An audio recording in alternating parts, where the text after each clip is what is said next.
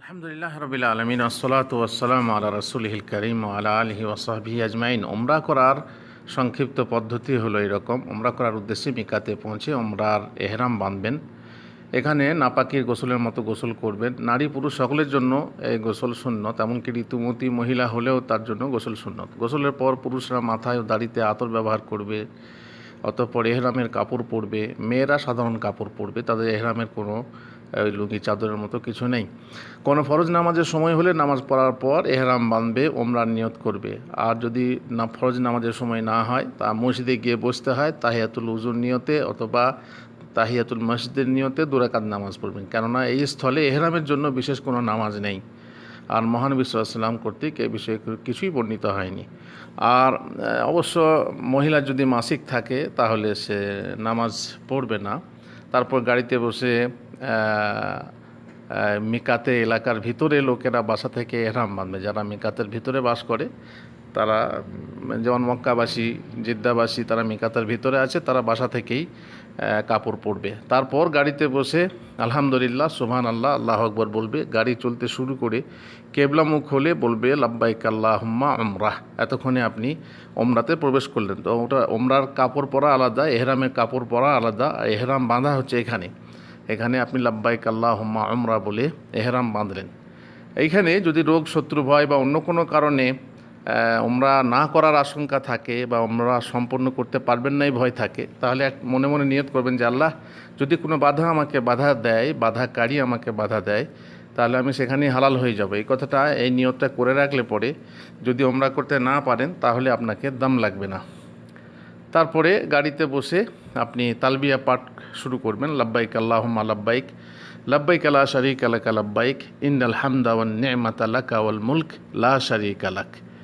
মক্কা এসে কাবা পৌঁছানো পর্যন্ত এই তালবিয়া পড়তে থাকবেন। তারপরে মসজিদুল হারামে প্রবেশ করার সময় ডান পা আগে বাড়িয়ে দোয়া বলবেন, বিসমিল্লাহ ওয়াসসালাতু ওয়াসসালামু আলা রাসূলিল্লাহ, আল্লাহুম্মা আফতাহ লি আবওয়াবা রাহমাতিক। তারপর তাওয়াফ শুরু করার পূর্বে আপনি আগে থেকেই তালবিয়া পাঠ বন্ধ করে দেবেন। তাওয়াফ শুরু করার আগে আপনি তালবিয়া বন্ধ করে দেবেন। প্রথম তাওয়াফের সকল চক্করে ইজতিবা সুন্নত।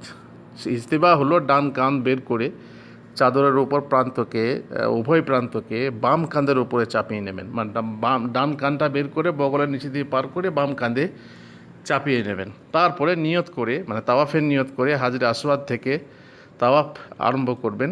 পাথরে স্পর্শ করবেন, সম্ভব হলে চুম্বন দেবেন, সম্ভব না হলে দূর থেকেই ইশারা করবেন, ভিড়ে ধাক্কাধাক্কি করবেন না। আর সেই সাথে বলবেন বিসমিল্লাহি আল্লাহু আকবার। তারপর কাবা ঘরকে বাঁয়ে রেখে তাওয়াফ শুরু করবেন। এই তাওয়াফের প্রথম 3 চক্করে ছোট ছোট পদক্ষেপে দ্রুত বেগে কুচকাওয়াজি চলা সুন্নত। অবশ্য ভিড়ের কারণে সম্ভব হবে না, সম্ভব হলে পরে কুচকাওয়াজি চলা প্রথম 3 চক্করে সুন্নত। ইজতেবা কিন্তু সব চক্করই থাকবে। রুকনে ইয়ামানি হাজরে আসওয়াদের মাঝামাঝি এলে তখন এই দোয়া বলবেন, রব্বানা আতিনা ফিদ দুনিয়া হাসানা ওয়া ফিল আখিরাতি হাসানা ওয়া কিনা আযাবান্নার। রুকনে ইয়ামানি মানে হাজরে আসওয়াদের আগের যে রুকুনটা কোনটা, সেটা রুকনে ইয়ামানি বলে। হাজরে আসওয়াদ ও রুকনে ইয়ামানি ছাড়া কাবা ঘরের যে কোনো অংশ স্পর্শনীয় নয়, মানে আপনি যেখানে সেখানে ছুবেন তা না।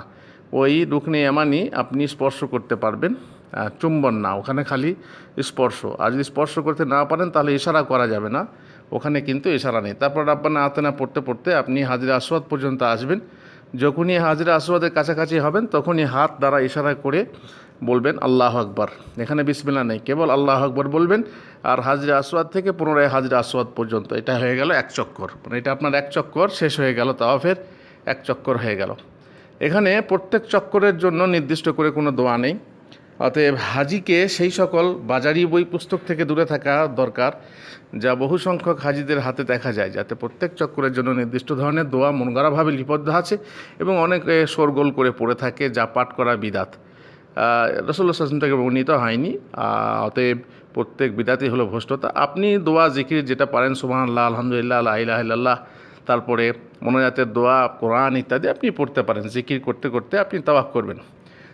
হিজির বা হাতিমের ভিতর দিকে খবরদার তাওয়াফ করবেন না। হিজর হাতিমের ভিতরে না, দেখবেন গোল মতো একটা চাঁদের মতো জায়গা আছে, ওইটা বাইরে দিয়ে তাওয়াফ করবেন, কারণ ওইদিকে গেলে কাবার ভিতরে ঢোকা হবে আর তাওয়াফ সম্পন্ন হবে না। তারপর তওয়াফ এইভাবে 7 চক্কর হয়ে গেলে ডান কাঁধের কাপড় সিধা করে নিয়ে সম্ভব হলে মাকামে ইব্রাহিমের পেছনে 2 রাকাত নামাজ পড়বেন। ভিড়ের কারণে সম্ভব না হলে মসজিদে যে কোনো জায়গায় নামাজ আদায় করে নেবেন। আর প্রথম রাকাতে সূরা কাফিরুন, দ্বিতীয় রাকাতে সূরা ইখলাস, কুল হুয়াল্লাহু আহাদ পাঠ করবেন।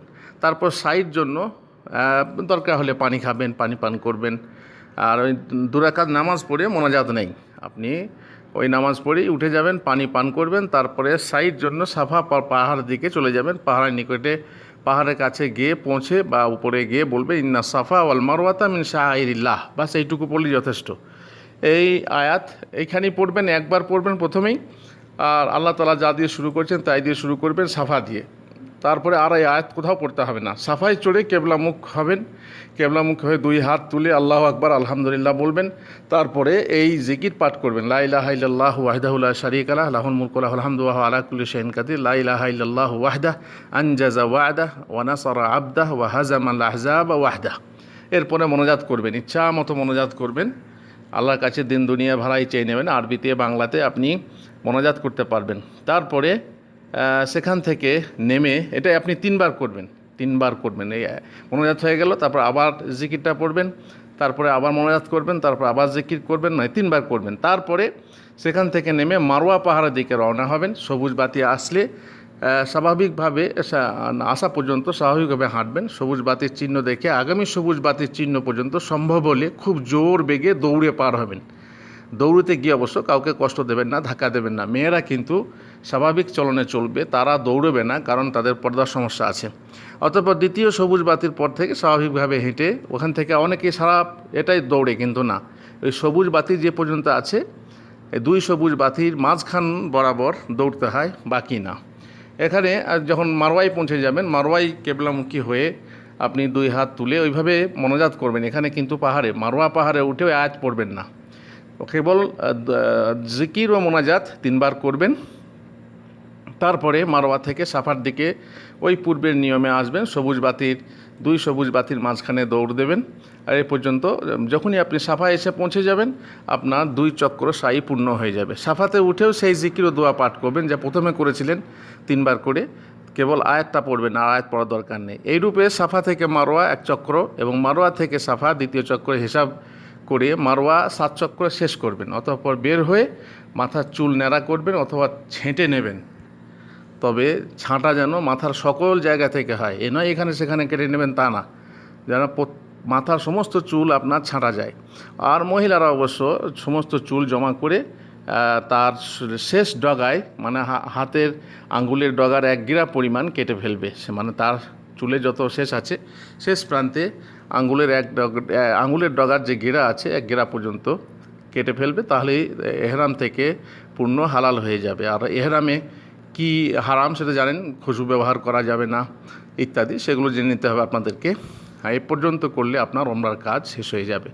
অতঃপর দেশে ফেরার সময় হলে গাড়ি চাপার আগে যখন সময় হয় বিদায়ী তাওয়াফ করতে হবে। ওমরায় কতিপয় ভুল আচরণ করে থাকে। এহরামের জন্য অনেকে নামাজ পড়ে থাকে, এটা ভুল। প্রত্যেক চক্করে নির্দিষ্ট দোয়া পড়ে থাকে, এটা ভুল। তাওয়াফ ও সাই করার সময় জোরে সোরে দোয়া পড়ে ওপরে ডিস্টার্ব করে, এটা ভুল। কান খোলা রেখে নামাজ পড়ে, এটা ভুল।